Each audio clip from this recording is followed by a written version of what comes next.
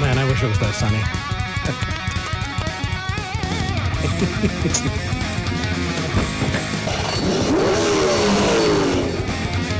All right, Jamie, I got a dream come true going on today, so I'm sorry, but we're going to push you on to next week. I've got someone really cool. All right, let's go. Hello and welcome to Talk Heathen! Oh my gosh, it is a packed house on a rainy day. It's June 30th, 2019. It is Season 3, Episode 26. I'm Eric Murphy, and today I get Dr. Darrel Ray in the house. Dude. Yeah, good to be here. Thank you so much for coming out. Oh my gosh. First time I've been able to be on with you, I think. It is, because I'm a really big fan. I was a fan of yours before I ever got into activism. Well, cool. And it is an honor to get to introduce you. Dr. Darrel Ray is an author. The first book that I ever read of yours was The God Virus. Well, that's a good one to start with. Yeah. Right. But then you got to end on sex, of course. Oh, you do. Sex and God was really good. And, people really don't think about the indoctrination that happens, in sex life. And it really does. Yeah. It really does. And if you're a fan of the show, if you've watched for a long time, you'll know that I like to plug the Hotline Project. And this guy's the founder. You were the dude. Yeah, cool. Yeah. So I feel like I just want to do an interview. Well, we could do that too. I don't care. I love it. You do the Hotline Project. You also founded Secular Therapy Project. That's right. It's all a part of recovering from religion. Yeah. Look at that. We've got the graphic up right there. Well, there you go. Thank you. Good. And what kind of people call into the Hotline Project? I know we talk about it on the show, but... Right. Well, we have both call and chat, so people who are dealing with anything with the consequences of leaving religion, and it could be any religion. We got a chat just literally this morning from India, talking about getting rid of Hindu gods in his brain. Now, this sounds just like a Christian trying to get rid of Jesus in their brain, but Hindus have the same problem. We get chats. People who are trying to... My parents are still really, really religious. How do I deal with them? My kids, I raised my kids as religious. Now I'm an atheist. What do I do? You name it. My boyfriend is still religious. I'm not sure if I should marry him or not because I'm an atheist. Or my girlfriend's trying to get me back into church, and I left a year ago. And or I can't get any girlfriends because I'm an atheist now. So we actually get a lot of calls like that into Talk Heathen. And I think that's why I'm such a fan of the resources that you provide and that you've worked on providing. I cannot thank you enough for what you do, man. Thank you. I appreciate the comment. Yeah. We have massive amounts of resources that your callers call in and talk to you, but once we finish talking to somebody, we try to diagnose in a non-medical way what their main concern is, and then we try to send resources. Here's the resources that will help your particular issue or most people find helpful. And we've got thousands of resources available that we're constantly curating and finding more things. So we're the one-stop shop for how do you recover from any religion. Well, I actually remember I volunteered for the Hotline Project once upon a time. You did? Yeah, I forgot that. Yeah. Good. Well, thank you. That was the first thing I ever did in activism was volunteer for the Hotline Project. I forgot about that. Wow. Yeah. Even then, this was years ago, the database of local groups that you were building to be able to get people in touch with other atheists around them, because it's hard when you live in the middle of God's country, and you feel like you're the only one. Well, we've actually done something totally different or new. Oh. Instead of just having local groups, we now have an online community as well. And it's private and it's moderated, so you're not going to get any trolls or any preachers coming in. So if you chat in with us and say, I can't find anybody near us, we will say, would you like to join our online Mormon community or online ex-Baptist community or online any other ex-Catholic or LGBT leaving religion or military, because there's a lot of military people out there dealing with the religious shit. So they can come in through us, and they can then chat with other people who are having exactly the same problem they are. That's beautiful. And it's an online community. It's not a substitute for face-to-face, but it's a whole lot better than nothing. Absolutely. Absolutely. I push for community every chance I get, and I understand that any that you can get, when we can reach out and build something together, it's We didn't have that when you were volunteering. No. Yeah, and it's really cool because you, as a volunteer, know how hard it is to help people, and then to be able to say, you can join the other ex-Mormons or the ex-Baptists. Yeah. They jump on that. I mean, 9 out of 10 people are ready to go with that one. So we think it's a great addition to our services. That's awesome. And one other insider bit is, when I volunteered, there were a lot of recognizable names, a lot of people who are active in podcasting and YouTube who want to spend their time volunteering. I remember seeing that and thinking, oh my gosh, these people are really authentic. Like this really is a giving community that I'm really proud to be in. Thousands of hours every month. Yeah. Every month. Hundreds of people, thousands of people come to us every month. We actually don't know how many people come to us because, I mean, we see the hits on the website and the resources, but that's far more than what we get in the chats or the phone calls. For sure. Was there anything else that you wanted to plug while we've got you here and talking about it? Well, absolutely. We're doing something brand new this year in September 21 to 22 in North Carolina. We're doing we call it Fall Excursion, and it's a religious retreat. No, forgive me. Not a religious retreat. Dr. Darrel Ray does not necessarily reflect the opinions and views of the Atheist Community of Austin. It's a recovery from religious retreat. Okay. Oh, man. I'm going to ruin my whole reputation in a single word. I'm going to clip that, and that's going to be every time you call. It's going to be a ringtone. Yeah. So anyway, what we think instead of just talking to people on the phone or online, you can come to North Carolina and spend a whole weekend talking to other people, and we'll have 4 psychotherapists from the Psychotherapy Project right there. So if you want to talk to a therapist, you can. They're not there to do therapy, but just kind of help people. We're going to have Mandisa Thomas is going to be there. Mandisa's going to be there. Mandisa's going to be there. Candace Gorham's going to be there. So we're going to have authors and activists. Now, they're not there to convert or deconvert. They're there to just support people who are dealing with the consequences of leaving religion. We're going to have an astronomer there. We're subtitling it Reconnect with Your Nature, or, religion disconnects you from your nature. So you look at the sunrise and think, wow, Jesus or God made a big, beautiful sunrise there, and no, it's the rotation of the earth and the dust in the air. Not very romantic, but... Well, actually, you know what? I think it's absolutely beautiful that we're looking at this celestial body, light years away, and it's just, it is unbelievable. It is unbelievable. And the other thing it disconnects us from is our sexuality. So we're going to have a couple workshops on how to reconnect with your sexuality. And you know me, I'm probably going to ask somebody if they masturbate or not. I just, I try to do it regularly myself. So. If you haven't picked it up, ladies and gentlemen, I suggest you do. It's highly recommended. So if people want to know more about this retreat, go to recoveringfromreligion.org website, hit the Excursion button, and it'll give you all the details. And awesome. It's got all beautiful, beautiful mountains of North Carolina setting. So it's going to be relaxing. In North Carolina. Yeah, right. And it's not a church camp. You don't have to go to anything. And we're not going to have anybody standing up there telling you what you should or shouldn't do with your life. You can do whatever the hell you want to do with your life. You just talk to other people who are dealing with the recovery issues. And we've got families coming. We've got couples coming. We got single people coming. We'll have even children. We welcome children. We'll have some children's activities for anybody who wants to bring kids. That's awesome. Yep. I stand in awe, man. I'm just some asshole that talks into a camera. You're getting stuff done. Well, I appreciate cannot. You. Don't blame me for this. Blame Shannon Nebo and Gail Jordan. They're the one putting this thing on. They are the powers behind everything. And Shannon, this is actually Shannon's idea, and we love it. So we're happy. I love that. Gail Jordan's our executive director, and of course she makes everything happen. I just stand by and take credit for it. Okay. Maybe someday there's a life goal. Yeah. So we do have calls to hop into, but I did want to get something out of the way. I know a lot of stuff before the calls today, but I just want to let you know that we do have to have a hard stop at 2:30 because Atheist Vanguard's going to be premiering a new episode on their channel at 2:30. Ooh.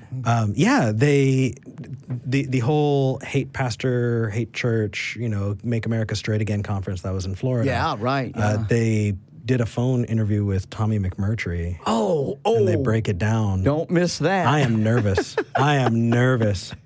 We're actually going to pop the link in the description for people who want to go there after this. Good. After this.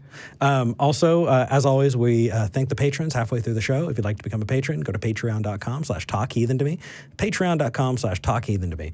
It enables us to keep doing all the cool stuff we're doing, and we really appreciate it. So thank you. I will be giving those a shout out. And you know what? Let's just dive into a call. I can do the rest of the announcements later. I would love to talk to Anthony in Texas. You're live with Eric and Darrel. How are you doing today? Oh, pretty good. Oh, good. What do you want to talk about? I have what I think to be a little bit of an interesting topic. Divorced for quite a while now, and let me get this a little bit straight. It might be a little bit of a story. He's asked to go over a good deal of my life for just a little bit. Is that going to be okay? The format of the show is a lot faster paced, so I'm going to probably ask you to summarize quickly and see if we can jump into the meat of it.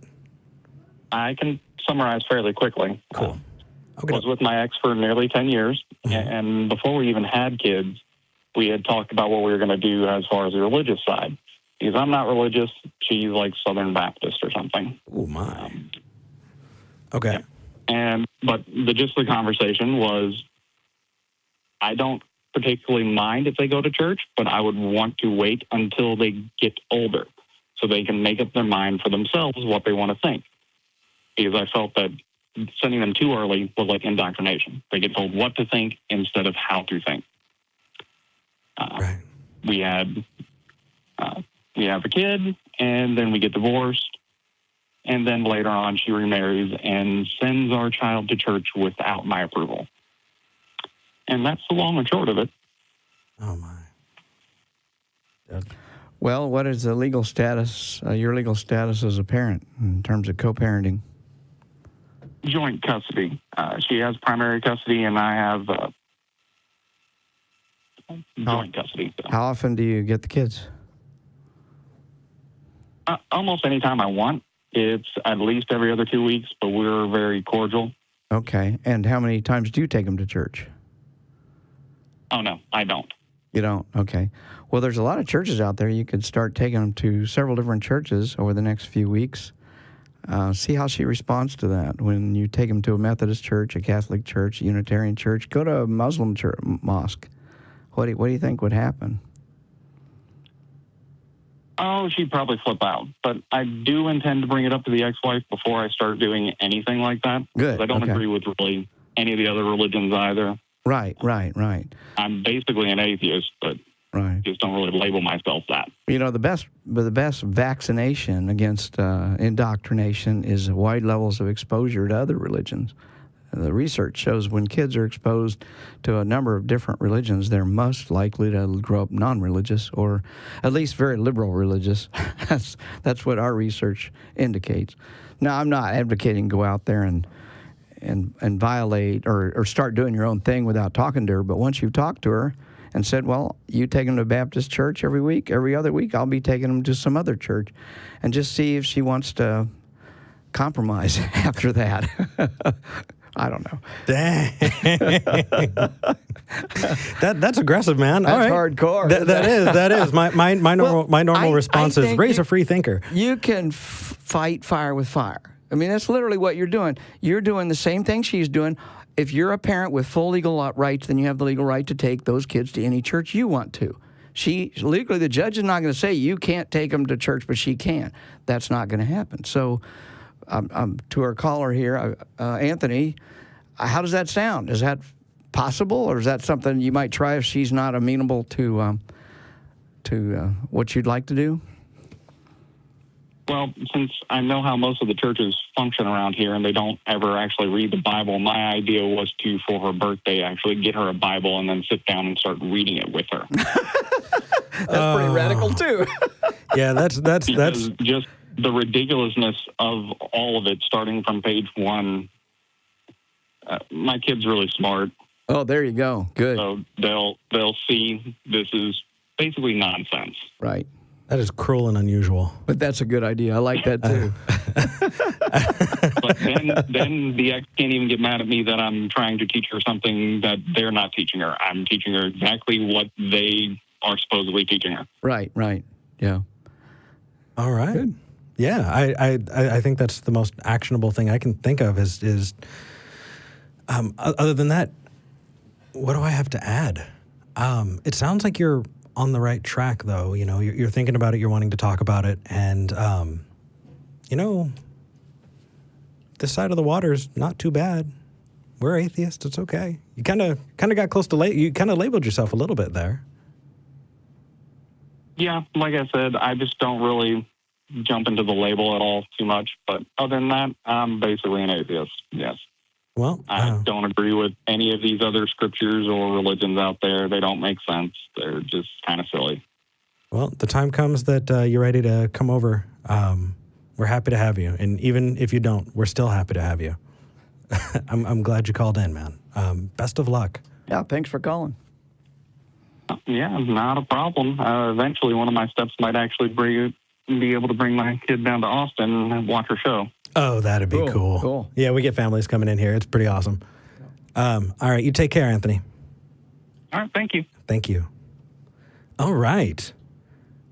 Ooh, I think we've got somebody that you know, Darrel. Who's that? We have Bill on the line. Oh, good. Bill, you're talking to Eric and Darrel. How are you doing? Bill? Can you hear me? Yes. Yes. Hi. Hey, Bill. Am I clear? If I'm not, I'll take the headphones out.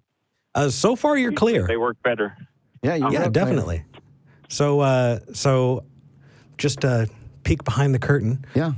Bill is a plant. A plant. Yeah, we planted Bill. Right. You're a legitimate plant or illegitimate, one of the two. What did y'all want to talk about today? I'm looking at you both conspiring because I have no idea what Bill's about to say. Well, I asked Bill and some of our volunteers to call in and tell the audience what they do with recovery from religion and why they do it. And Bill's volunteered to do that. Bill, you're an active volunteer? I am, and Darrel doesn't know what I'm going to talk about either. Uh-oh. But I thought I'd go into a little bit of how I got involved with this crazy organization. Oh, I thought we were going to hear the good news. Okay, go for it, Bill. Yeah. Good news. God is dead. Never existed. But, I was a caller long before I joined the organization, and I kind of learned about it through Darrel. Kind of a YouTube string where I started listening to debates about different religious topics and went through the Sam Harris and a great number of people, and eventually kind of got stuck on Darrel Ray's programs. Yeah. Because I've always been really interested in sexuality and up until a few years ago, I was a devout Mormon, so didn't have a whole heck of a lot of sexuality. Or freedom, at least. Yeah, plenty of shame, though. Mormons do shame very, very well. Yes, I still like that. Bill? Bill, we're losing you. You're cutting out on us, Bill. Hello? Oh, is this better? Yeah. Yes. Okay, I think my headphones are malfunctioning. Anyway, so about 5 years ago, I think I called into the hotline a couple times myself because Darrel mentioned it a few times on his shows. And it turned out to be a really good help. At least the first call, I talked to a lady who talked to me probably for a good hour. And I was going through a hard time, and I wrote down a whole list of different talks and sites and some books and things, most of which I haven't read, but a few of those resources I've put on the website since then. Right. Hopefully they'll help other people. Bill's now one of our two curators for the resource line. So he's the one putting all the stuff up to help other people. Bill. Yeah. I'm really appreciative of what you're doing. Thank you. Yeah, certainly. If you go to the website and you click on resources, you can suggest resources, and either myself or Brian, usually me now, will review them and decide if we want to link to it. And a lot of times we'll contact people that we do link to and try and get them to be reciprocal. Oh. Some people we've linked to get interviewed for our podcast. Oh, what? Or have written blog articles on our website. Right. Let's give that podcast a plug before we move on to the next call. What's the name of that podcast? The Recovering from Religion podcast. Right. Awesome. We spent a lot of time and came up with that title. That's okay. You know what? I made a podcast as well. It's called The Atheist Podcast. Such creativity here. Right? That guy. Yeah. You're the atheist. I've heard lots of bad things about you over the years. They're all true. All right, Bill. It was good talking to Thanks you, man. for calling, Take care. Bill. Sure, no problem. Our Recovering from Religion podcast focuses on interviewing experts around things related to that or hearing people's stories. And we got some really cool stuff, content. And the Secular Sexuality podcast, which you wound up collaborating with the ACA on, and that's one of our shows, is Secular Sexuality. And I was just on Secular Sexuality last Thursday. Nice. Yeah. I love those guys. Yeah, me Christy too. and them. So I did get a question in the live chat. I wonder, Eric, if you could ask Darrel when I'll hear back from my initial interview. I had an interview last weekend and want to start helping out as soon as I can. Yeah, give us a week. I don't know how long it's been, and if you still haven't heard back after a week, then contact us, contact me, contact Gail, and tell us. I hope you didn't get lost in the cracks, but it happens. We're humans and we're all volunteers. Nobody gets paid. Sometimes people go on vacation or get sick. So, yeah, Cheers. Good question. Sorry about the delay. We want to get you in. If you want to volunteer, we want to get you in. Gregory, thank you for volunteering and thank you for interviewing. So we have a whole bunch of donations that people have put in. Somebody donated $50. Say, love you all. Love you guys. Thanks for all you do. Thank you, Stuart. Cool. Let's hop into the next call. I would love to. Ooh. Okay. Are you ready for this, Darrel? I don't know. You've seen the show. You know the format. All right. All right. Who are we talking to there? This person didn't give their name. They said their name is Religious Warlord. Oh my gosh. Okay. From the UK. Okay. Well, Let's see what happens. We get a lot of chatters on the hotline from the UK. Yeah? Former religious people, yeah. Religious Warlord, can you hear us? Yes. Can you hear me? Yes. Religious Warlord is a really long title. Can you give me something easier to call you? Just call me Warlord. Warlord. Okay. So what do you want to talk about today? Can you hear me okay? Yes. Sorry, yeah, that's obviously not my real name, but Understood. I do consider myself a warrior for Christ. Understood. Yeah. Okay. You're good. Yeah, is it all right if I shout out a couple of my Christian brothers, please, before I start? Let's get through here and make sure that you're not a troll first, and then I'll give you the chance at the end. How about that? Yeah, I personally just wanted to call to argue the fact that atheism is a sickness, and I think the only reason you reject God is because you want to live an immoral lifestyle. I'll be the first to admit. How did you come to that? No, that's okay. How did you come to that conclusion? I just think the majority of people that, believe that are atheists probably do so because, they just reject God and they just want to sin. Why don't you ask them? Ask them what, sorry? Why don't you ask them why they're atheists instead of trying to figure out why you think they're atheists? Do you think we'll lie to you? Oh, come on, let's just be honest here, okay? Do you think, hold on. Warlord. Yeah. I'm not putting words in your mouth. Don't do it to me, okay? Oh, this is my opinion. You can believe me. You don't, do you want my opinion or not? So I'm asking you why you don't ask. Why don't you actually ask an atheist what they believe instead of trying to figure out why you think? The only reason I can think of is because you might think we're going to lie to you. No, I mean, look, I'll be the first to admit I struggle with sin, okay? As someone who's highly sexualized, I masturbate. Well, good for you. You're a human being that's doing the things that all human beings do. Almost all of us masturbate. Now, what's the problem here? He hung up. You scared him off, Darrel. No, he had to go masturbate. I got him turned on. Oh, my God. So atheism being a sickness, you actually have a book called The God Virus. Yep. I am so bummed that ended so quickly. Yeah. I wanted to just kind of open that. Oh. Yeah, I was looking forward to that piece of discussion. Religious warlord, call back in. Yeah. It's okay. Masturbation is fine too. Yeah, that's funny. Yeah. I didn't, that's okay. Jake in Illinois, you're talking to Eric and Darrel. How's it going? Hey, good. How are you? Doing well. How are you, Darrel? I'm doing super darn good, right? Oh, good. Super darn good. What do you want to talk about, man? What would you like to talk about, my friend? I wanted to ask you if you knew of any civilizations or empires in world's history that were started by atheists. Why? Yeah, what's the relevance here? I know lots of them started by Hindus and Buddhists. Would that be okay? Buddhists can be atheists. Fundamentalists, radicals. You also have nations that are started by, empires reaching out and setting up colonies. A lot of European empires established nations. Yeah, the Catholics were pretty nasty when they set up their empire in South America and killed about 80 to 90% of all the population. Is that what you're talking about? Well, my point is that atheism has no unifying factor. People can't really unite with atheism, so it's kind of like. Well, of course not. It's just the answer to one question. It's just right. Does a God exist? I don't have the evidence to support that, so I'm going to go with no until I see the evidence. That has nothing to do with secular humanism and all of that good stuff. Yeah, that wasn't my question, though, was it? So you said atheism has nothing to unite under. People can't unite.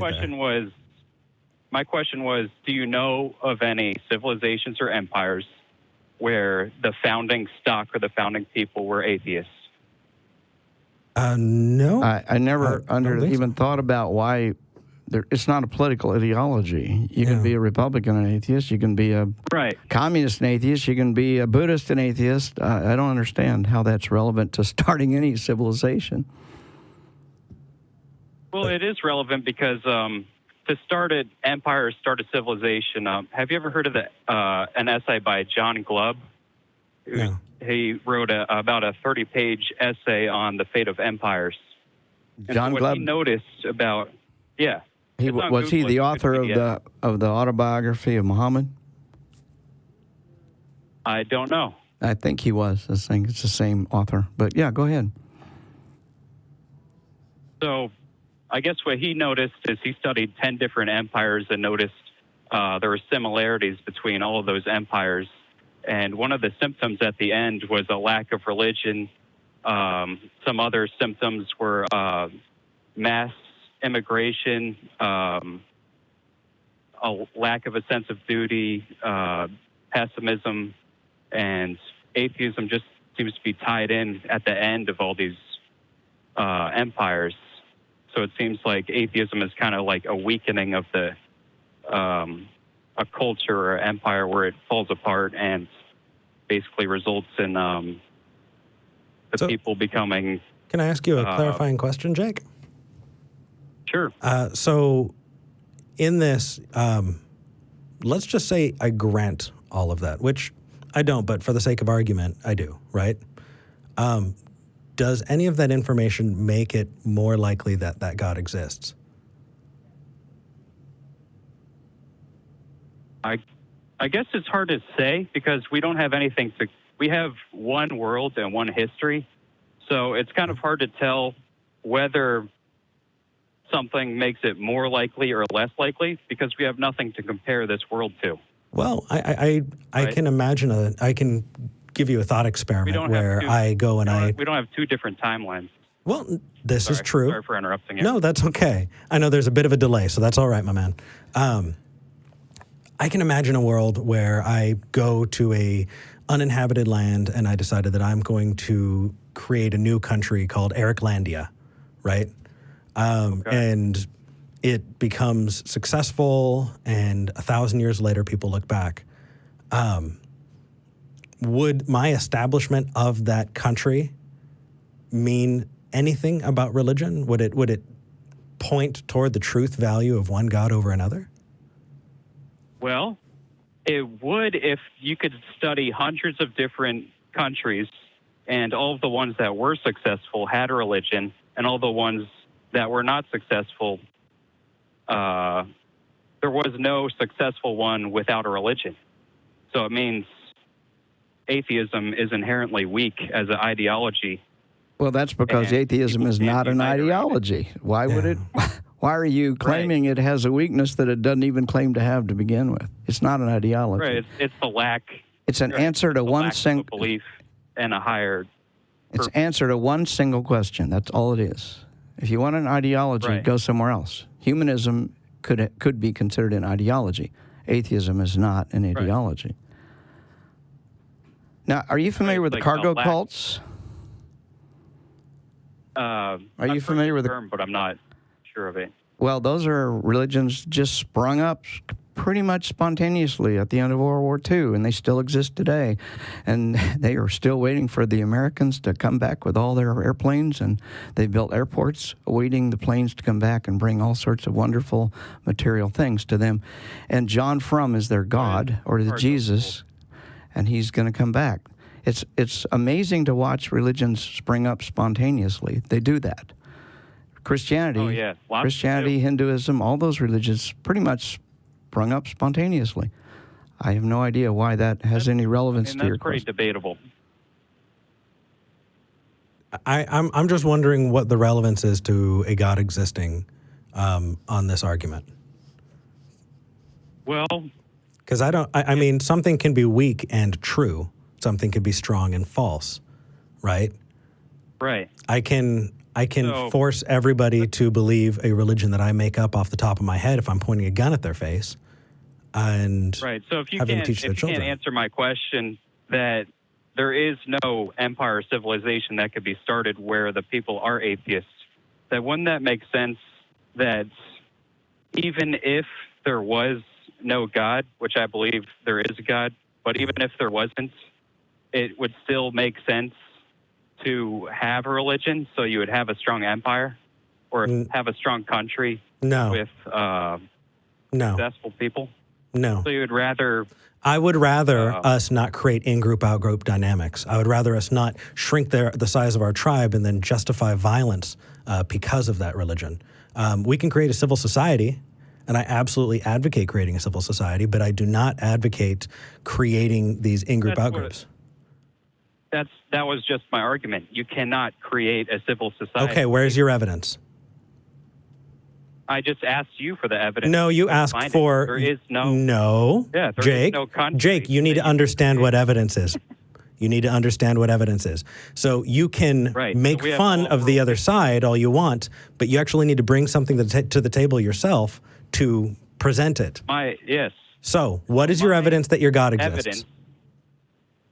That wasn't my argument. Do you care? Well, yes, I do care. But okay, why do you think your God exists? Here. That's because the question. Yeah, that's what this show does. Here. No, I don't give a fuck about your question. This is the show where people say, "Hey, this is why I believe," and we talk about whether or not you believe. So, why do you believe? So basically, you have. All right. So before we move on to that, you have to admit that you can't provide an answer to my question. I just told you I can't think of any, and we gave you examples of... Okay. So I've been to Sweden many times, and almost everybody there is an atheist. Now, they're not activists because they don't need to be. Sweden seems to be doing pretty damn well. Denmark, I've been to Denmark many times. I would say 80% of the people there are probably functional atheists. They certainly don't go to church or have any crosses in there. So they're doing pretty darn well in Denmark. How long has that been the case? But where they've been majority atheists? How is this relevant? So it's only been a few decades. So what's happening now? I'm asking about the relevance now in Sweden. Jake, do you care about whether or not that God is real, or are you talking about whether or not it's important that okay, if you believe that God is real, I was calling in to argue about. I was calling in geopolitics and religiosity based on their founding. Well, yeah, of course, because if God is real, then everything has to do with God. So you could see God in Okay. like Okay. politics, Oh, okay. religion, So everything. now So we're tying what's in. happening- How does that count? Right, so How does bring up- that point toward the existence of God? Well, the more you research, the more you delve into it, the more you see that, okay, God is probably real. How so? I'm asking you to give that evidence. Well, You- let's use your example. All right. Okay. What's happening in Sweden now? Well, let me ask, which God is real? Is bringing- it the Mormon God or the Muslim God? Neither. Is it Thor? Thor sounds pretty real. They used to use him in Sweden, I think. I mean, we named the days of the week after those gods. Yeah, right. Is it those? Of course. Yeah. Thor is Thursday, I think. Yeah. Isn't he? Yeah. So, again, though, even if I were to show you that those are related, that has nothing to do with whether or not that God exists. How do you know that your God exists? Right. Well, that is a matter of faith. Okay. And What you is guys faith? Don't like that. So that's No, hold that's why on. I didn't, Let's see if we have the call same it a cult. definition. Let's see if we have. We might agree. What's your definition of faith? Faith is belief without concrete evidence. Okay. Why is faith useful? Well, obviously, it builds civilizations and empires. No, you So there didn't. must be You actually something need to to it. provide evidence. Try again. I can My build an. evidence is every civilization and empire in world history. Where's yours? Okay, again, I can lie. We agreed. We gave you examples of cargo cults where people started nations and started countries and are in countries, and give you examples of current countries where people don't believe what you believe and those countries are still there. Right, and So I'm how saying is that evidence according- in your favor, Jake? Because obviously, if Obviously. there was a God, If there was a God. then how would it make sense if you would allow atheists to build an empire? It obviously looks like he's not allowing that. Okay, so you're not even talking They about can't the even build a existence. You're country. talking about the nature of that God and what that Yeah, God would because and God- would want God- and wouldn't want. if God is You need to. real, If God is real, then we can have that talk.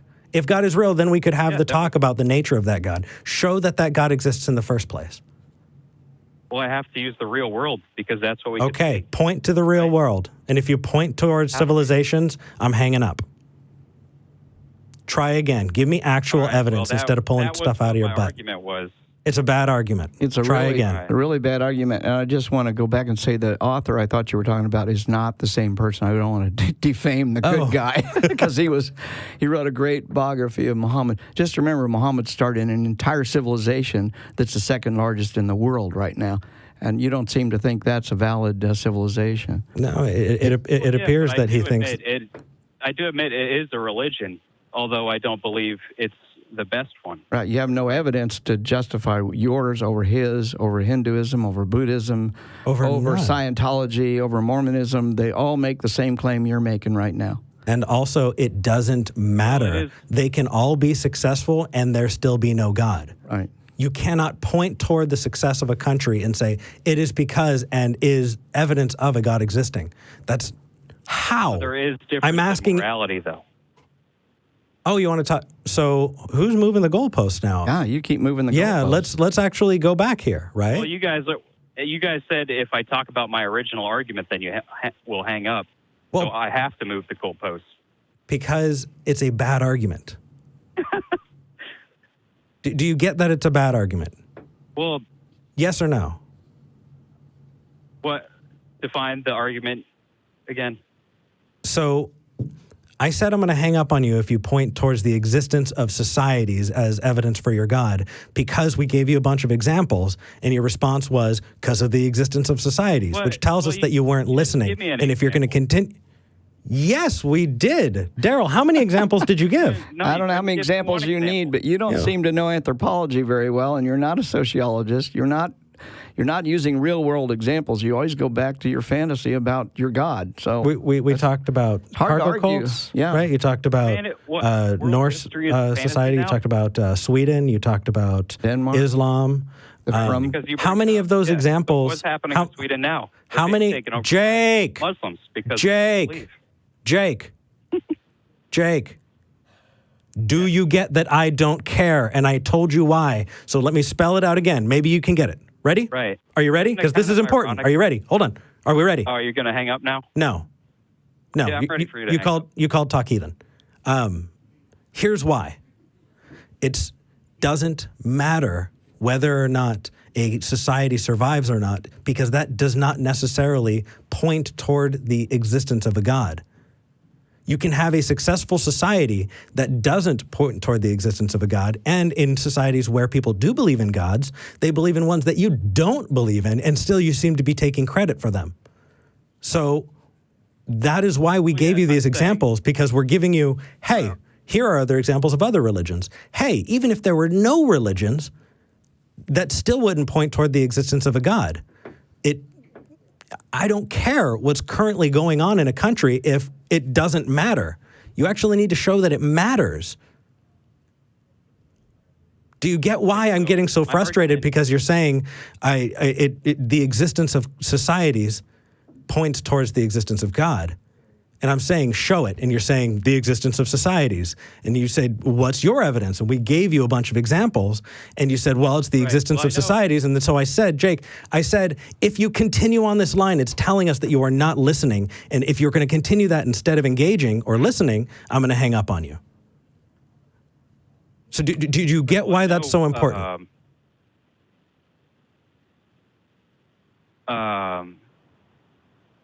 Yeah, you think the existence of a society and a successful one does not necessarily mean that God exists. I get that. No, that's not what I said at all. Well, That's not? Go ahead. Well, we're two different people. I'm actually saying that. Okay, go for it. Because the existence of a society, and Darrel gave you examples of societies that exist, right, that are, and my piece is actually different from yours because I don't think it matters. No, I don't think it matters either. I'm just saying it's irrelevant. It's absolutely irrelevant. Yeah, it felt like a rabbit trail. But right. I would suggest this. I don't know this author you read, but a 30-page article ain't gonna make a very good argument. I will go read Jared Diamond's book on collapse. He's got a much better assessment of why civilizations collapse. And almost always, in fact, maybe always. How do you know it's much better if you haven't read John Glubb? Because 30 pages ain't going to do shit. There's a whole lot of other reasons out there, and the main thing is environmental degradation is almost always the cause. Whether it's the Maya Empire, the Egyptian Empire, Eastern European Empire, it doesn't matter. Wait, you're saying environmental degradation? That's almost always the reason why an environment collapses. This is above my pay grade. Come on. Yeah, it's. I'm just suggesting go read something that has real science to it. Your Glubb guy doesn't have any science if he's got a Jesus or a God in his argument. That's all I'm saying. Get rid of Jesus and God and look at the real science. And so he actually doesn't mention his religion in the essay at all. Yeah, I get it. I don't even know if he has the same religion I do. Okay. So making assumptions. That was snarky. I like you, Jake. So, Jake, back on my point, you actually parroted what I said very well, which means that you are actively listening, and I appreciate that. Thank you. So, the existence of society does not necessarily point toward the existence of a God. And so that's why I'm saying it's a weak argument. I'm giving you my reasoning. I'm not just stating out, well, this is, what I feel. No, because of the examples that we gave, it's not a reliable argument to make. So my question is either back it up or... It's a reasonable argument if your argument is that you need a religion to have a civil society, because we have world history to look back on. If that's the argument. But if the argument's about if God exists, then I agree. You're right. It doesn't prove that God exists just because you have a great civilization. Okay. But if our argument is you need a religion to have a great civilization, then it's important. So then if you follow the noble lie, do you think we should believe untrue things just because it takes us to a better result? Like, let's say I granted that premise. Do you think that we should believe something that's not true just because we get the result we want somewhere else? No. Okay. So why would you argue for the existence of or the creation of societies because you think religion is necessary to it starting if you think that whether or not it's true is more important? Well, I think it might say something about whether or not it is actually true. Because I think we're here for a reason. Okay. Well, there's another supernatural notion, eh? If you think about us, if you think about us being here for no reason. Hey, Jake, I'm sorry to interrupt. I just wanted to tell you we had a donation come in. It's specifically saying thank you for this call. In the live chat, people are appreciative of it, talking about how we build empires. So, cheers. Oh. Yeah. Right? Yeah. I know. Okay, go ahead. Thanks for taking my call. So you guys were actually this show was actually I grew up as Catholic, and this show made me become atheist for 4 years. So you guys had some good points. Well, you must be talking about the other show because we didn't go back in time. Oh, yeah, your related show with Matt Dillahunty. Our big sister show, yeah. You know what? The important thing is that we're using the best tools we have at our disposal to be able to apply everywhere we can. And so that's why it matters that we're using those tools and we're using them for the right reasons. Right. And so when we're talking about the existence of societies, you and I both agreed that it doesn't matter whether or not a society is formed around something that's untrue, because we don't want to use untrue things to convince people to do things we want them to do. We'd rather them make educated decisions based on the evidence at hand. And so that takes us back to the question. It seems like you said that you believe in a God, and based on the fact that you're speaking English and are in Illinois, I'm going to assume that's a Christian God, right? Yes. Okay, awesome. I'm glad we covered that, and so I'm no longer assuming. Why do you believe that the Christian God is there? Well, when I guess I'll summarize like my research that I've done over the years is I became atheist and I started researching, like I became a militant atheist for years. I talked to people and... What does that mean? What's a militant atheist? Yeah, I might be a militant. You might be. It's like it's a term like you constantly argue with people about religion from the atheist perspective. So I didn't intend for it to be a negative term. I was just as a descriptive term. No, I'm just wanting to find out whether or not I fit in that term. I guess I'm a militant atheist. Because you're on the show. Yeah. Yep, you are. Okay. There you go. That's fine. I didn't intend for it to be an insult or anything. No worries, brother. I think it's fun. I just wanted to see that we were on the same page. So, Jake, you said that you were an atheist for a while. You know, I do want you to know where I'm coming from for this, because where I'm coming from, I've met a lot of atheists who believe in crystal healing and chakras and spiritual whatevers and tapping into the collective unconscious because the quantum.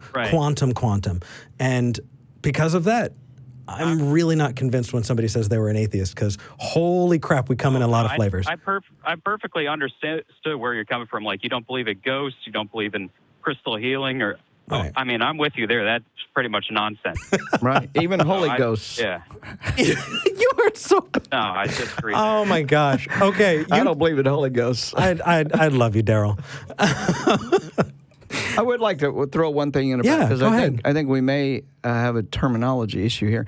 I think civilizations oftentimes do well when they have an organizing ideology. I don't know that they have to, but I think they do better if they have an organizing ideology. That could be an insidious organizing ideology, and I think Catholicism was an insidious organizing ideology, just like Catholicism was communism was an insidious organizing ideology that led to the deaths of millions of people in South America and Eastern Russia and other things. Nazism was an insidious organizing ideology. Murdering people. So there's a number of ideologies that organize societies, but just because it's helping to organize doesn't mean it's a good thing. I don't think any of us would agree. Yeah, I think Jake actually agreed with your point on that. Yeah, it sounds like maybe. I don't know. But anyway, it has nothing to do with religion. It has to do with organizing ideologies. Religion is one type of organizing ideology. That's what I'm claiming. Right. I just think it's a little ironic that you sit there in Austin, Texas, inside of the United States, which is, I mean, albeit it was built on Protestantism, which is like a No, it was built on the Enlightenment, not a Protestant. It was built on the Enlightenment. Right. Read your The founding fathers. They weren't yeah. necessarily very Christian or Christian Right. at all. Well, that's a good point, but what were the majority of Americans? It doesn't matter. Our Constitution is an It does Enlightenment matter. document. It completely matters. Our Constitution is an Enlightenment document. That's our organizing principle in the United States. Christianity is not the organizing principle. If it was, we'd have had the United States in 1100 under the Catholic Church, but we never got it. It completely matters what the majority of the people of a country believe. It completely matters. Like, what if they believed in something completely different? They do in India, and they still have a democracy. India has a democracy. It's a different country. And it's based on India Enlightenment has a different principles. culture and a different people. Okay, It's just different. Can I ask for clarity between both of you? So it doesn't seem like we're talking about the existence of a God, no, not at all. But we're talking about whether or not countries are formed under certain religions, and whether or not that's a good thing based off of what happens after the fact to point back to, because Right. it feels like we have a lot of fallacious reasoning, because what we don't want to do is we don't want to say post hoc ergo propter hoc, right? This happened, therefore this is the cause. We also don't want to misattribute. I'm sorry, but I'm listening and I'm just like all of these red flags. It's like fireworks in my head. I'm just like, no, hold on, I want to throw a flag on the field. All right, flag on the field. Jake, we just got a flag thrown on us. Yeah. I would love to see this conversation played out, because holy crap. But we were going somewhere. We were going somewhere. All And do you remember where we were before? If you want to go back to a point. yeah, Jake, you are a good caller, man. Thanks. I really like this. You I care two. about the truth. Oh my gosh, I would start a separate podcast just to hear you two. Okay. So we were talking. We agreed that religiosity, the religiosity of a country, or the success or founding of a country, does not necessarily lead to whether or not that God exists. And we're moving into why you think a God exists. And you were starting to lead into, and I think what led into this was you're talking about the founding of this country. But I would think that it would still follow from the thing we already agreed on before, which is that does not necessarily mean that a God exists. We're talking about whether or not something is good, for society or humanity. But I'm having trouble following, so I might have gotten you wrong. Could you clarify for me, Jake? Yeah, I think I was talking about how I was atheist before, and you were saying that you might have thought that I thought you guys were the type of atheists that still believe in like crystal balls and fortune telling, and then I clarified that. You're right. You're right. You were telling your own story. Yeah. You said that you were an atheist. And I think you were starting to say that you were a skeptic, possibly? Right. Okay. So what moved you into your religious viewpoint from being a skeptic atheist? Well, I moved there from being like a theist or an agnostic for a few years, because some people made some very good arguments. I kept wondering, like, there has to be more to this world than just material things. Like, why? I kept wondering, what is the difference? Like, when we think about robots, we think about like they could become almost human-like, except the slight difference is that I'm just a biological being with electrical impulses going through my brain. Oh, free will. So I'm kind of like the exact same thing as a robot, except I am inside my body. You know what I'm talking about? Like I totally do. Can I relate with you on something? It's not here. Can I finish my point? Yeah, go ahead. Sorry. All right.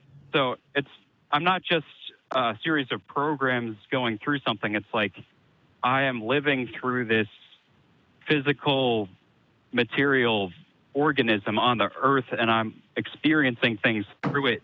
And it's different from a robot because it's kind of like there's nothing inside the robot that's experiencing the world. It's just kind of processing and producing output, but it's not it doesn't have a spirit. And there's no other word besides spirit that really captures what I'm trying to say. Jake? So that's the end of my point. I love it because we've moved through several different arguments, and I wish I can use this as a teaching moment and just go through this. Can you email me, eric@atheist-community.org? There are so many teachable moments. You're bringing up the existence of the qualia argument. Oh, mail@talkheathen.com. That works as well, absolutely. And anybody else wants to email it, mail@talkheathen.com. But when you're talking about qualia and things like that, I guess where I connect with you is when it comes to morality and ethics, right? We see that we are moral and ethical creatures. And so I came to the conclusion that there just wasn't sufficient evidence that a God existed. And then I needed to actually start unpacking everything that I had tied along with my religiosity, including why I thought we were moral creatures. And so I'm looking around and I'm thinking, okay, so if it's not because of a God, why are we moral? Why are we like this? And I can't help but think of, early scientists and current scientists. You see these different things acting in the world, right? You see gravity, but that doesn't mean you know why it does that. And so we have to investigate it. And so I feel like I'm coming at this from Go ahead. I was going off topic, but I was thinking how we used to think that gravity is just coming from a center of mass, but actually we've recently found out that you could produce waves of gravity and that it could actually be manipulated in like the last 5 years. I am really... Well, you'd have to have a black hole to help manipulate you because the waves are so tiny it wouldn't matter. But I wanted to go back to the morality thing. I'm amazed and quite interested in the bonobos' morality. They have morality that's even better than ours, I think. Right. So other animals, point, and like, you look at the dolphins, they have great morality than compared to us sometimes. They could be rapists. Well, I wouldn't. Yeah, they can't. Yeah, but bonobos aren't rapists. Underwater cave gang rape to be Jake, morality. right? Okay. We need to do this more often. We're all getting in touch and we're talking, and this is going to be great. I'm going to record it. It's going to be fantastic. I do have a hard stop coming up though, and I want to make sure that I get through a couple calls. I'm going to be in Kentucky next weekend at the Ark Encounter protest, so I won't be here on Talk Heathen next weekend. But if you want to talk to Jamie next weekend, or if you want to call in the weekend after that, I'd love to pick one of these many places and see what happens when we keep pulling the string and whether or not we unravel the sweater. Does that sound okay? All right. Thanks for calling in. Sounds great.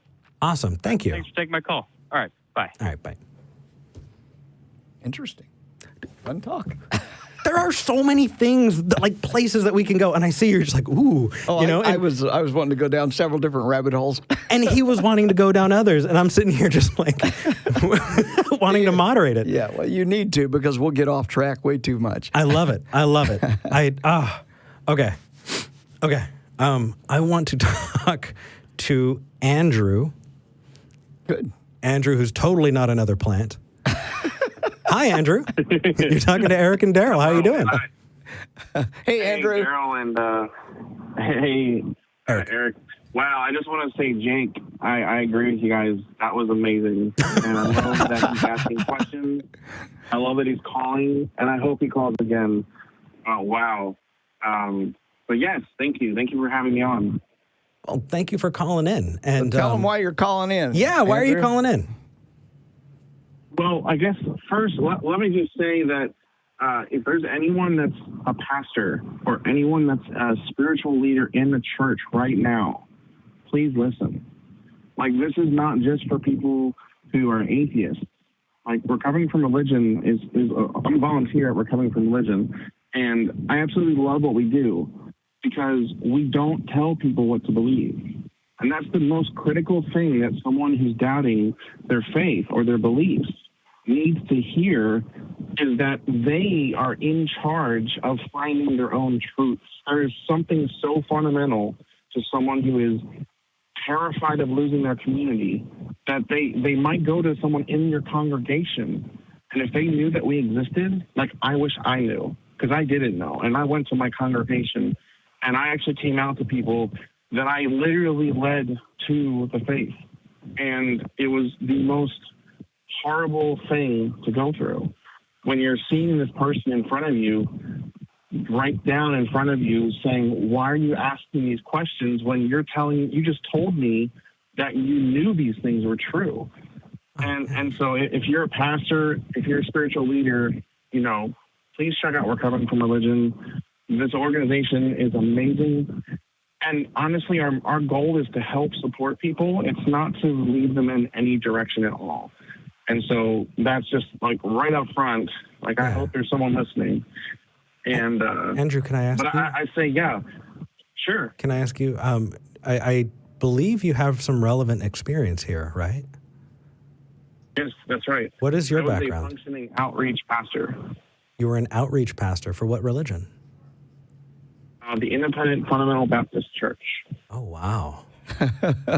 My good. Pretty heavy. and so you're saying that this helped. And what's the name of this project? Well, so for me, I didn't know about it. I didn't know about Recovering from Religion. What happened was I had, years and years of just struggles. I relied on prayer on some really critical moments in my life. I relied on a lot of beliefs that I was forced to accept as a young child. And it fundamentally changed the way I lived. And it's not about God. Like, God can be real, and that's fine. But we should find him a reliable way, so that reliable way is used in every area of life. Because what happens is, and I don't think that a lot of people realize this, especially if you're one of these fundamental believers, is that you're going to use faith in other areas of your life without knowing it, because it becomes second nature.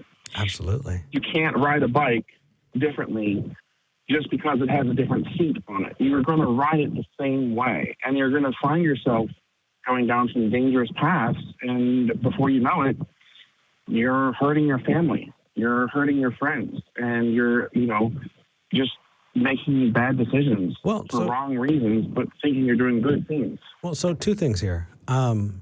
Absolutely, we phrase it a different way. Here on the show, I like to say that you have so many tools in your toolbox. And so when you're wanting to understand the world, you reach for the relevant tool and you use it. And so you may use a bad tool in many different places because you don't know that it's a bad tool. And I absolutely agree with you on that. But the other thing is, this is relevant to me right now because I was on the Talk Heathen subreddit and someone had written down, "I'm so sorry for leading you here," essentially, was an ex-Mormon. And he was standing outside of the Mormon wow. church. And he's holding this, and he said, from this year to this year, I was an elder. I was on my mission. And I'm sitting there and my heart's breaking because I'm thinking of people like the children who escaped the Phelps family. Yeah, Nate Phelps. And Megan Phelps Roper. Right. And I can't help but think that you can't hold on to that, brother. I mean, no, by all means, I don't. Good. That may have come across a little more emotional than it actually was. Okay, I'm my heart's reaching out to you. I'm like, dude, you're here now, though. You know, and we love you. We love having you on the Recovering from Religion Volunteers. Thank you. And Nate Phelps, you may not know it. Nate Phelps was actually on our board of directors, and still a big supporter of Recovering from Religion. Isn't that cool? It is really, really cool. I'm really, really jealous you know him. Yeah, I know him very well. He's a good friend. Yeah. But no, I love to talk about what I do at Recovering from Religion. I love to It's kind of like, imagine there's two people at a lunch table, and you each have a lunchbox. All we're doing at Recovering from Religion is just saying, hey, do you have a sandwich in there? And they open that lunchbox up, and they say, yeah, I have a sandwich here. And then, do you have a bag of chips? Yeah, I have a bag of chips. Do you have a drink? Yeah, I have a drink. Okay, well, what would you like to do from here? All we're doing is helping them unpack where they're at. We're not telling them they have to have a sandwich, they have to have the chips, they have to eat it, they have to drink. We're just helping them unpack where they're at to help them know where they can go. Absolutely. When I trained for the Hotline Project, I remember that was drilled into my head: meet them where they're at. Meet them where they're at. He's still got a hole in his head where we drilled. Oh, dude. Yeah, no, that's not coming out. And actually, that informed the way that we started this show. Cool. So, yeah. Good. Andrew, thank you for doing what you do. I'm really glad. I'm thankful for. I have to say that Gail and Darrel and a lot of the other leadership there. You know, I've been in the corporate world before as well, and you get those managers that have a degree and no experience, and you know, you can tell when these teams are ran by these managers with zero experience. Well, that's not the case. You know, I know that my leadership has the experience. They understand what it feels like to be where these people are. And so when they give advice, when they give counsel, you know, direction or training materials, you can count on that it's going to be what this person needs. And it's just wonderful. I just love the organization. I've got to I'm also a big fan of Talk Heathen. Yay! Atheist Experience. Also a huge fan. Andrew, I got to piggyback on you for that because I totally agree. In fact, in my experience meeting Gail and meeting Darrel, they remembered me, and they had no reason to. And the second time I saw them, Gail in particular gave me this giant hug, and they are two people who, when you get to meet, you feel immediately like you're home. I agree with you. They're wonderful people. Thank you. Yeah. Absolutely. All right, brother. We're going to move on to a couple more calls while we can, but thank you for doing what you do, man. All right. Thank you for doing what you're doing. Guys, take care. You too. I got real emotional there for a second. I know. It can be emotional, can it? Yeah. It is. So before we hop into the next call, I want to thank our top patrons. Our top 5 patrons are Neil Bradley, Charlotte Crum, Desert Heathen, Dr. Funkenstein, and Nando Gonzalez. It's because of your support that we're able to keep doing this. Thank you. Thank you so much. This is a dream come true. And so long as you can support that, we can continue to put on other awesome shows. We can reach out and help support other organizations that absolutely deserve it. And if you'd like to become a patron, you can go to patreon.com/talkheathen-to-me. That's patreon.com/talkheathen-to-me. All right. Ready? I want to talk to Bree in California. Oh, hi. Hey, Bree. Hi. I'm like surprised I actually got through. I'm glad you got through. You're talking to Eric and Darrel. What do you want to talk about today? Hi, Darrel. Hi, Eric. Hey. I wanted to talk about religious trauma syndrome in my experience. And just like being honest about things, because I feel like so many people are so terrorized by religion that they cannot be honest with themselves and other people.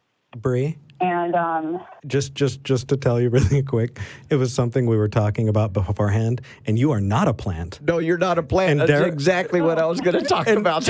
On Atheist Experience, and Darrel's looking at me like it's Christmas morning. Go ahead, though. We were very interested in what you got to say. Yeah. What is religious trauma syndrome?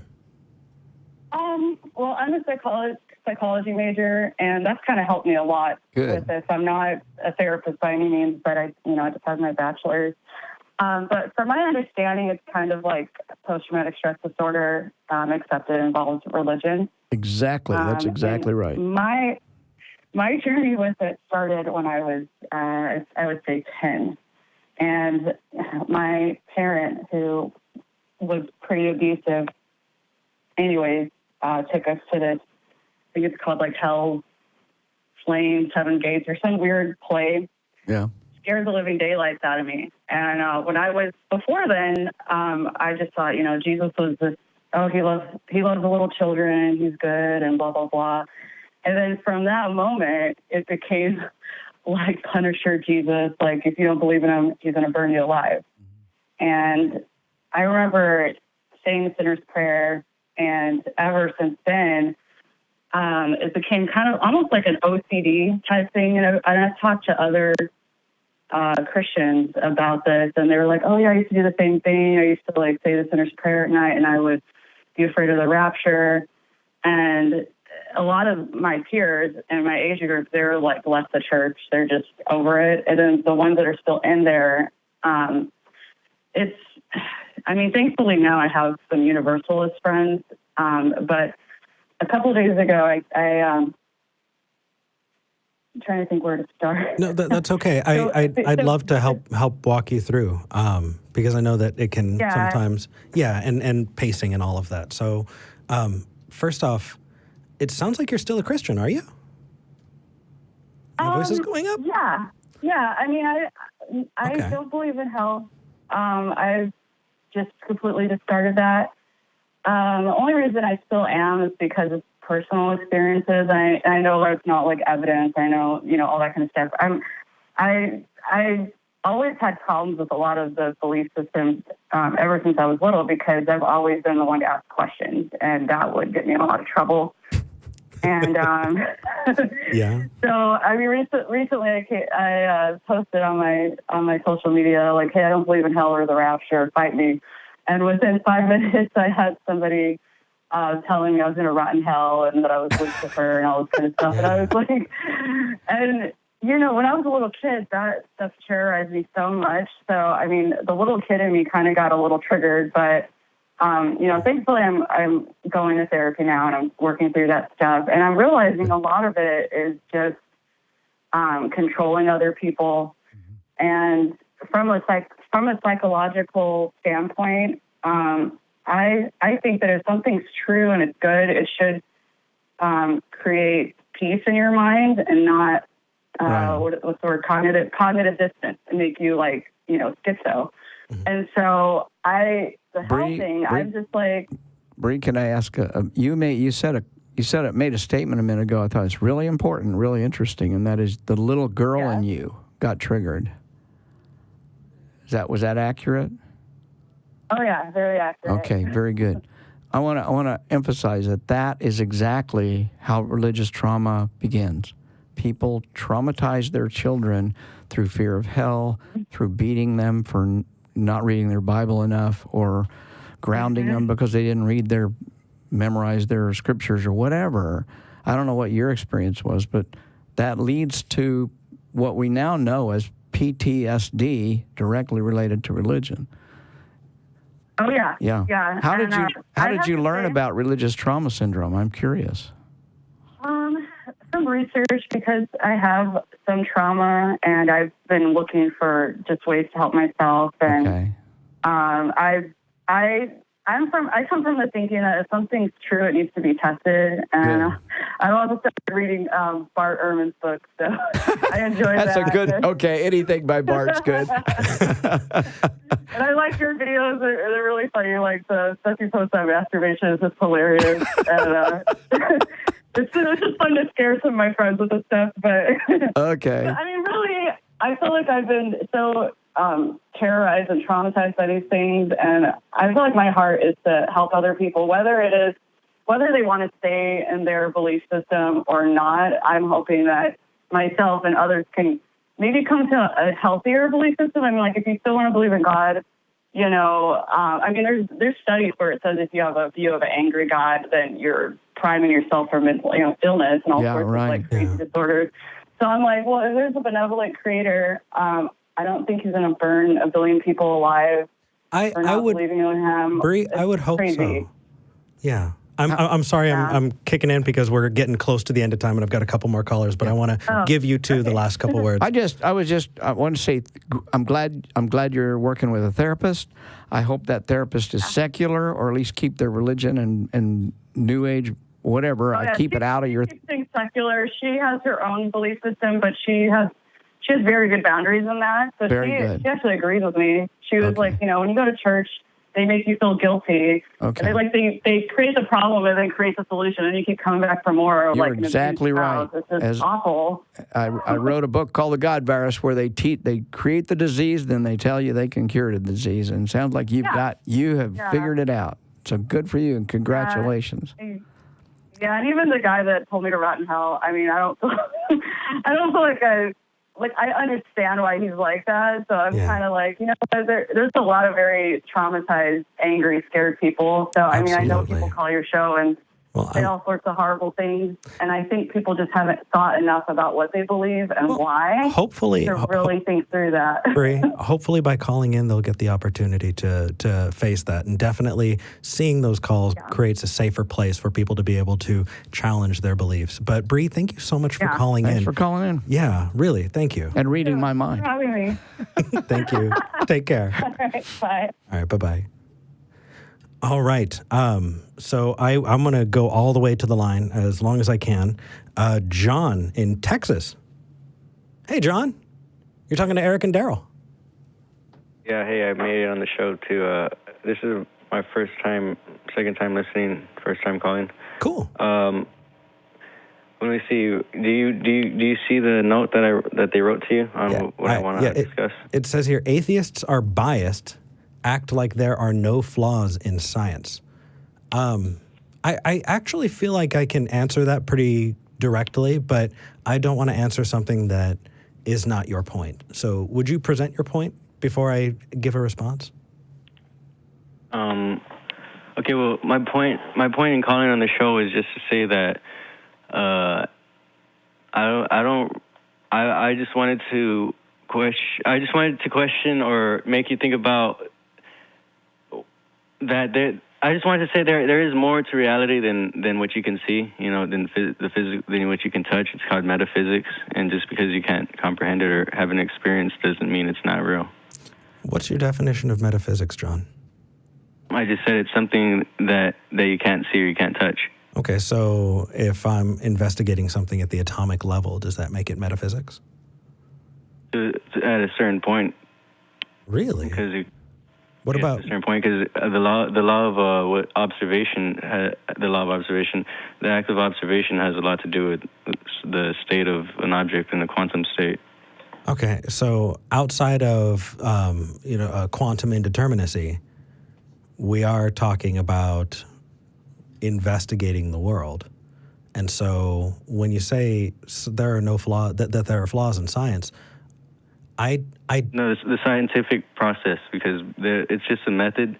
Yeah. You know, and it's 100-year-old. It's like hundreds of years old, and people want to dogmatically just believe it. And real quick, I want to say that's a part of atheists. They say that atheism isn't a religion. It is part of a religion. It's part of the scientific, the science and the academic religion. John, I followed you all the way up to this point. Okay, go ahead. Two things. Number one, science is not a religion. Number two, don't say all atheists. If you're going to make that statement, say some atheists, or atheists that I have observed, or what I think about atheists. Because every atheist I have ever observed. Okay. We are atheists that you can observe that do not dogmatically follow anything.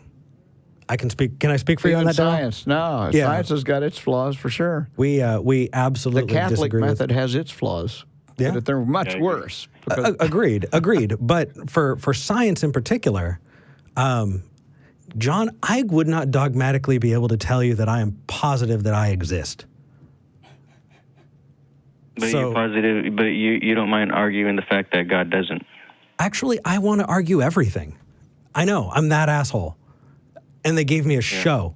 I know. You think there's a different? Do you think arguing is a little bit lower level than communicating? Like, because when you have a conversation, having a conversation and arguing are two completely different things, and the amount of information that gets There are actually two definitions of argument, and I get that first definition. That's the one that you're using, which is one where you're mad, you're not really thinking, and you're just angry and blowing up I would call that more fighting. I would call that more fighting. Or arguing, yeah. Yeah, argumentation in philosophy just means you're presenting the premises of what you believe in a structure that we can investigate. Right. You can very coolly, calmly, and lovingly argue in the philosophical sense. Does that make sense? I think we're using two different definitions. Yeah, I think the two definitions we're having a disagreement on is the definition of religion. What is your definition of religion? Darrel, you wrote a book. Well, religion is an ideology, that's what almost all religions are. It's just a special kind of ideology that posits the superstitious. Pardon? Can you simplify the word ideology? Yeah, it's a structure. It's a system, a structure of way beliefs. Of believing, right? It's a structure that you frame your worldview through. Yeah. So if you have a Catholic ideology, you're going to see the world in one way. If you have a Baptist or a Muslim ideology, you're going to have a So what is the atheist ideology? That's not an ideology. It's just simply the answer to one question. That's all it is. Yeah, it's... Wait. Say it again? I'm sorry, I interrupted. You're trying to pour a gallon of water into a teaspoon. And when you say atheism is an ideology, it's not, because it only answers one question. You have to go a lot farther to get an ideology. What question does it answer? It only says, is there a God or not? And most of the people are agnostic atheists, you know. They say, I don't real quick, I don't know, and I don't care. Atheism, you just said that atheism answers a question. It's asking a question. It's not answering one. No, the answer is... Okay, so actually I can clarify this. Yeah, there, go for it. Yeah. I can clarify this to both of you. Well, you already know. Yeah. But the clarification is, if the question, does a God exist, is posited, whatever that answer is going to give you what our definition is. So if the question is, does a God exist, your answer would be, John? I would say yes. Okay, and our answer would be, I don't know, but there's not enough evidence. So we're going to withhold judgment until evidence comes about that is going to convince us. Right. So we're not asking the question because both of us are being asked the question. We just have different answers. And so that answer of, I don't know, but I'm going to withhold until, that's not really an answer, though. That's skeptic. I'm sorry? That's a statement. That's not really an answer. That's a statement saying that you don't know, but we could figure out. An answer would be, giving that's not really, is that by definition an answer? You're just kind of giving a statement. Absolutely. An answer is I don't know. Isn't that an answer? I don't know is actually a incredibly honest answer that I fully support. But atheists don't say you don't know. They say God's not real. Every time people try to give examples why, y'all turn to the scientific method. See, and but you just said atheists again. You're talking to two of them. Yeah. I'm looking at a live studio audience with a bunch of people quietly shaking their heads because... You're not bringing up the scientific... Dude, you've been bringing up the scientific method to every other caller, and now that I'm saying that y'all talk about it, you're not talking about it. Well, so let's qualify it. Too. Let's actually qualify it. The scientific method is something that we use to investigate the world. Right. Do you agree that the scientific method is something we use to investigate the world? Yeah, but like I said earlier, I don't think it's perfect. I don't either. Things in it. Well, you're putting claims in our head that we have never made. Yeah, we're skeptics, which means we don't really follow that anything is perfect, and I don't think we can know with perfect, clarity any real capital T truths. And so how are you using science trying to say that God's not real? Whoa. Ooh, he did the thing. Ooh, okay. I John. like how you have arguing points already. Well, so we are not starting with the conclusion. Mm-hmm. You said, how do you use science to prove that God's not real? We're not trying to do that. Well, when I'm trying to give examples of how he can exist, you're completely ignoring him. Well, and you're not giving me any scientific reasons why. Well, what we're doing is we're practicing something called skepticism. There's this philosopher. Is that part of scientific method, or is that part of philosophy? Philosophy. So when that's part of ideology, right? Right, and I'm system. If you watch, you said you've seen the show before, right? Yeah. You know how we talk about tools in the toolbox? I watched it yesterday for like 30 minutes, and I was like, I'm going to have to call these guys. Okay, so there was a philosopher, his name is Descartes. I disagree on a lot of things that he's done, but said and his conclusions, but he did do something. He did line out skepticism very, very well, and it's something that we continue to do, right? He was the one who said, I think, therefore I am. And what he did is he said, I want to prove that skepticism is a bad idea. And so what he did is he goes, okay, what do I know for sure? Do I know that I'm experiencing reality? And he goes, well, I could be dreaming. Okay. Do I have access to things? Does math still work? Okay. If math still works in my dreams, is there a way that I could be wrong about that? Well, the only way I could be wrong about that is that the universe is on, and the reason he's following that all the way down is because he wanted to get to absolute certainty, right? Which is the opposite of skepticism. And so I actually know what you're talking about. Yeah. Okay. So when we're talking about skepticism, when you say, here's the claim, the first thing we want to do is we want to go, ooh, is there a falsifiability to it? Can we determine, does it withhold scrutiny? Does it stand up to scrutiny? And we do that. My first claim was that atheists hold on to religious belief in science, and you're giving me a perfect example by, teaching me all this stuff, telling me everything you learned everything you learned, that you got indoctrinated to the majority of the population are indoctrinated, whether it's through religion or science or politics. It's all forms of indoctrination unless you understand it. We were just talking earlier about parents who abused their children because they didn't learn their Bible verses. And that is something I experienced in real life. How many parents abuse their children because they're not being good scientists? I don't even understand what that means. I don't either. And that really, makes no sense. The qualifier that cut off Darrel, which was important, is that it's not just an ideology. It's an ideology with a superstitious element, which makes it different. Right? And so if we want to use different words, we can, but ultimately it's an ideology that includes something that is either intangible or a God belief or a system of rituals and procedures, practices, and things like that. It's kind of an all-in-one.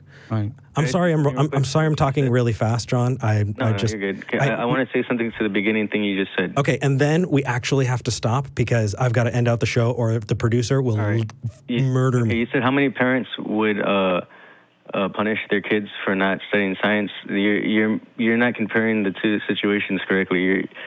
A better example would be what I would say was, how many scientists have you seen do things that are inhumane to children or people in general throughout this generations for the sake of science? I think that's a better argument. No, because then our response will be why not? Why not? Because you're ignoring the fact that you're ignoring the systematized rape of children by the Catholic Church for generations. I never ignored that. That's perfect. That's happening. Then that's okay. Why are you ignoring what I'm saying? You're bringing up a whole other subject that I agree is wrong, but you're not. You're just completely ignoring what I'm saying. I think I missed your point. Then I do too. I think humans, no matter what they call themselves, have the capacity to do bad things to other humans. It takes religion to really make it bad, though. You're trying to say science is okay, and how many? I'm not trying to. Have you seen John treat their kids bad because of scientific reasons? And I was saying, well, how many scientists have you seen treat humanity in general or kids? They've done. I was responding to your comment about indoctrination, John. Studies. Okay, but we have 1 minute, so call back next time because I want to be able to listen and I want to be able to catch on. I don't think that we made that connection this time because I think I was talking past you, and I think that where we were when I was talking, I think you may have been talking past me as well. But we'll connect. I want you to call back, okay? All right. Take care, brother. Can we get a camera to the back? I really want to show our crew while they do that. Darrel? Thanks for having me today. I'm so glad you came out, man. Yeah. Where's the crew cam? Do we have the crew cam? Yay, nay? Okay, in the meantime, yes, there's the crew cam. I want to thank our live studio audience for coming out here on this rainy day. I'm not going to be here next week. I am going to be in Kentucky doing the doing a speech Creation at the Ark Encounter. Yeah, Ark Encounter. Right. So Jamie will be on next week. I absolutely love this. Thank you so much. Thank you for making this just the best kind of life. Let's get some love rings up. Do you remember how to end the show? No. Have you seen how to? Okay, so here's what we do. It. We say, if you're an atheist. If you're an atheist. This is where you belong. We're building community together. Good. And we absolutely love it, and we're glad you made it. And then we say, if you do believe, we don't hate you, we just think you're wrong. We do not. Yeah. Right? If you do believe, we don't hate you. We don't hate you, but we just think you're wrong. See you next week. I guess I have to memorize it. No, we're good, brother. Dude.